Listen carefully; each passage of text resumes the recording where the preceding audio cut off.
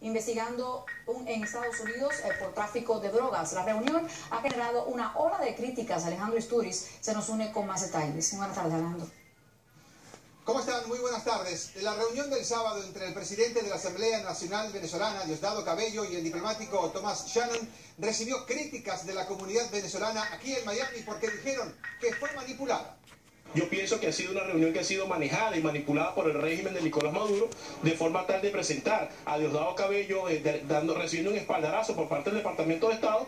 Para la oposición venezolana esta reunión fue como un balde de agua fría y que no esperaban que se produjera. Y pareciera que se les olvidó lo de Obama, deroga el decreto ya, y ahora pareciera que lo que andan es desesperadamente viendo a ver cómo mejoran las relaciones internacionales. Según el exiliado político José Colina, Estados Unidos llegó a esa reunión con un plan de ayuda para Haití, junto a Venezuela, pero aparentemente las intenciones de Nicolás Maduro y sus representantes eran otras. Y las fotografías fueron manipuladas. De hecho, Diosdado Cabello y el régimen venezolano son los primeros que dan la información con respecto a esta reunión, y cuando se le pregunta al vocero del Departamento de Estado no sabe absolutamente nada de cuáles fueron los temas tratados. El presidente de la Asamblea Nacional de Venezuela, Diosdado Cabello, habló con la cadena internacional Telesur y calificó el encuentro como un paso importante para el restablecimiento de las relaciones entre ambos países. Lo que pedimos es respeto, consideración, donde si hay la posibilidad de una agenda común,